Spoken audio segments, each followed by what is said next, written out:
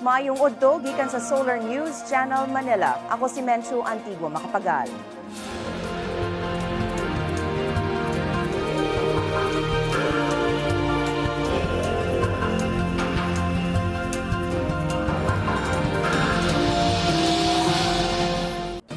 Sobra 9 milyon na katao ang apektado tungod sa bagyong Yolanda.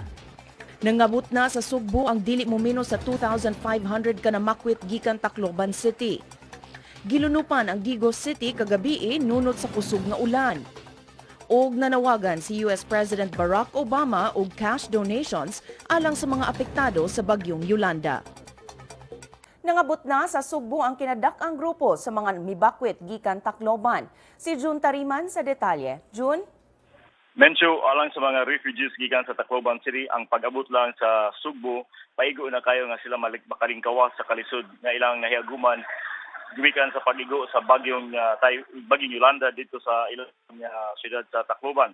Sadyang miabot ang BRP Dagupan sa Captain Deloso Pier sa Naval Forces Central sa Lapu-Lapu City ang 2,420 ka mga refugees wa ka pugong sa pagpakpak sa ilang pag-abot diha sa pantalan. Ang uban kanila nagdala pa mga signage nga nagpasalamat ngadto sa Navy. Ang barkong BRP Dagupan usa lang sa mga barko sa Navy o Coast Guard nga mihakot sa mga relief goods ngadto sa Tacloban City. Kagahapon ang Coast Guard nakahatod sa 220 ka pasahero gikan sa Tacloban City padulong sa siyudad sa Sugbo. Apan katong mga pasahero pulos to na mauli gikan o na mauli diretso sa ilang mga tagsa-tagsa kapanimalay sa ilang mga paryente. Ang mga refugees karong adlaw bidugang sa ubang refugees nga naa karon po officially gipahimutang sa mga LGU sa Cebu City diha sa Cebu City Sports Center ug naman diha sa Tinago Gym.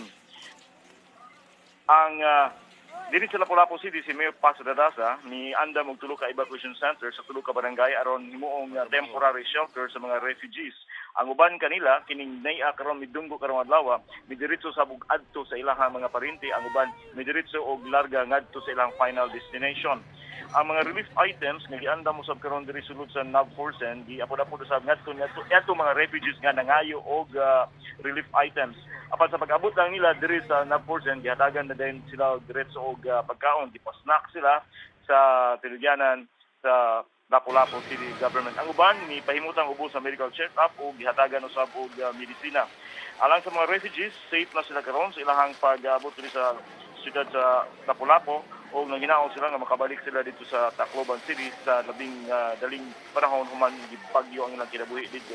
Ang gidiganon karong adlaw sa mga refugees nagpakita lang unsa na gid ay kalisod ang kinabuhi dito sa Tacloban City. Mensu?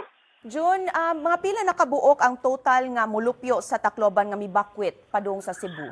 Kung atong iad ang gidiganon karon mention nga we have 2,439 plus about 2,000 dito karon sa Cebu City. So more or less we have 4,000 na dinhi karon sa Subo nga gikan dito sa Tacloban City. Pero kana siya officially handled by LGUs.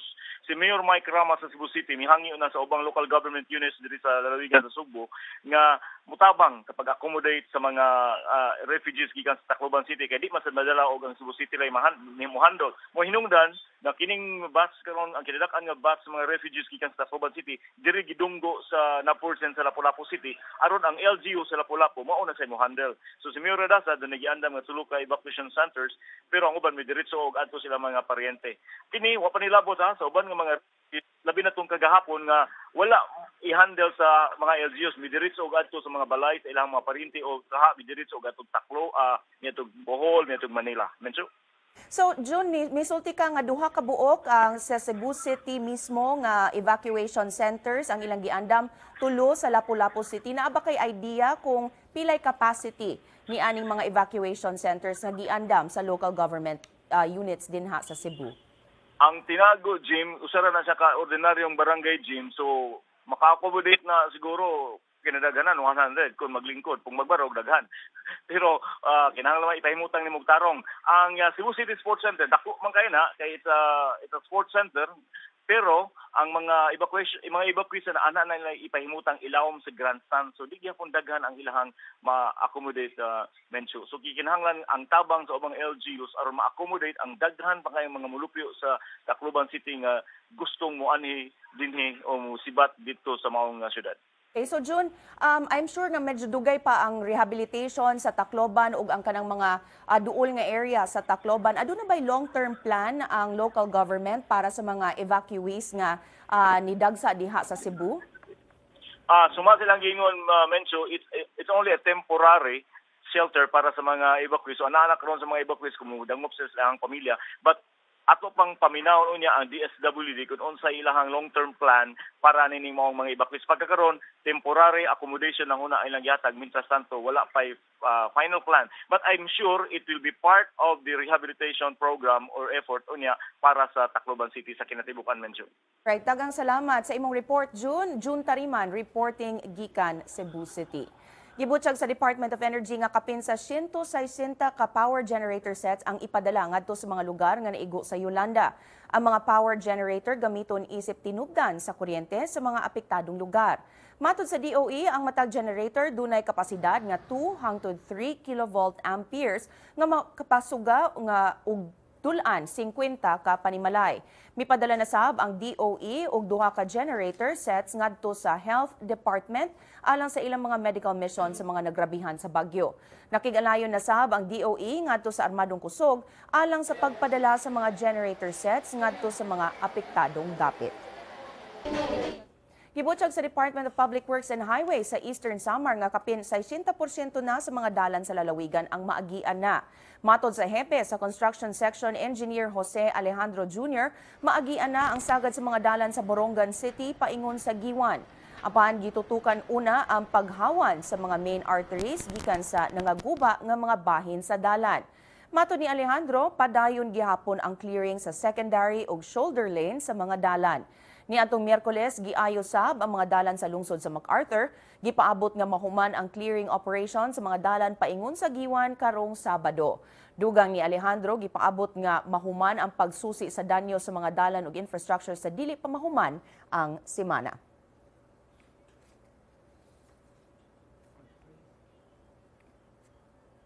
Gihimakak ni Customs Commissioner Rufy Biazon nga gikolektahan og buwis sa mga opisyal sa customs ang mga donasyon nga gipadala pinaagi sa German airline Lufthansa. Kinihuman nga mikatap sa social media ang pasangil nga dili i-release sa BOC ang mga relief goods kung dili makabayad og buhis ang Lufthansa alang sa mga imported items. Matod ni Biazon, iyang gi-contact mismo si Lufthansa Country Manager Paul Schenk aron mangutana bahin sa giingong nahitabo. Gikutlo ni Biazon ang giingon ni Schenk nga nalipay sila sa clearance sa customs. Giangko ni Biazon nga milungtad og pipila ka oras ang pagprocess sa mga donasyon apan mipasalig siya nga gi-release ra ang mga donasyon. Sigon ni Biazon, iyang pasakaan og kaso ang mga mipakatap sa sayop nga impormasyon. And with those words, it is quite obvious that the report na meron daw delay is untrue. Yung report na siningil sila is untrue, no? And without basis. It did this country a disservice, yung kanilang ginawa ng irresponsible release of such information. Gibutyag sa kapulisan nga girelibuhan si Eastern Visayas Police Director Chief Superintendent Elmer Soraya kinsa unang mibana-bana nga basig moabot og 10,000 ang patay tungod sa Yolanda. Mato ni PNP spokesperson Ruben Sindak, nakita sa kadagkuan sa PNP nga angay relibuhan si Soraya tungod sa iyang giingong pait nga kasinatian sa bagyo. Sigo ni Sindak, ibutang ubos sa stress debriefing si Soraya ug ubang mga pulis nga nadestino sa Eastern Visayas. Can confirm now that Police Chief Superintendent Elmer Soria was relieved from his post. Higher headquarters believes that I think there should be some action towards it. We believe that after that experience, Police Chief Superintendent Elmer Soria might be going through a acute stress reaction. Sa pagbalik sa Solar News Cebuano, mopadala ang Davao Region ug mga sundalo aron motabang pagpatindog ug pag-ong mga balay alang sa mga apektado sa bagyong Yolanda. Ang detalye sa among pagbalik.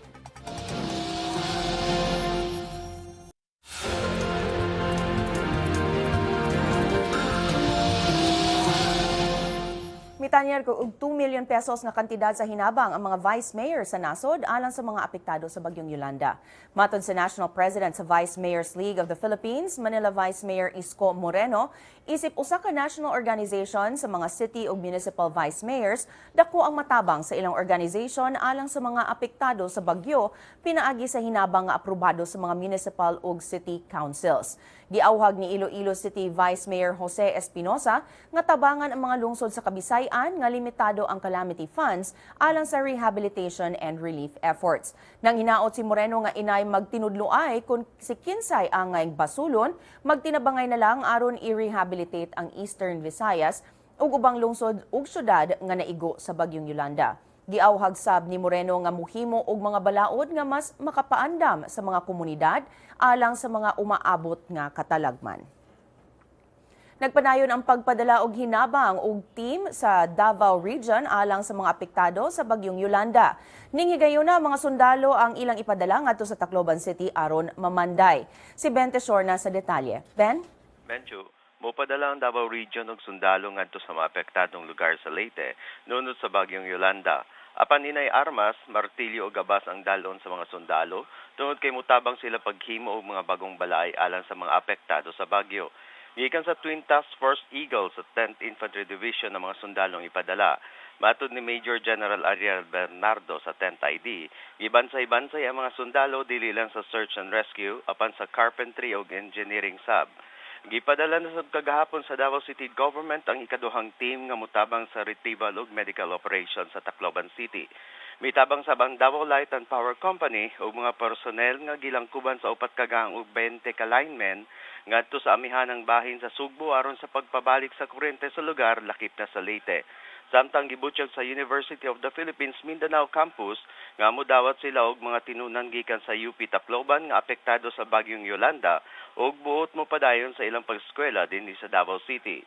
Matod ni UP President Alfredo Pascual, dili na kinahanglan ng cross-enrollment requirements. Menchu.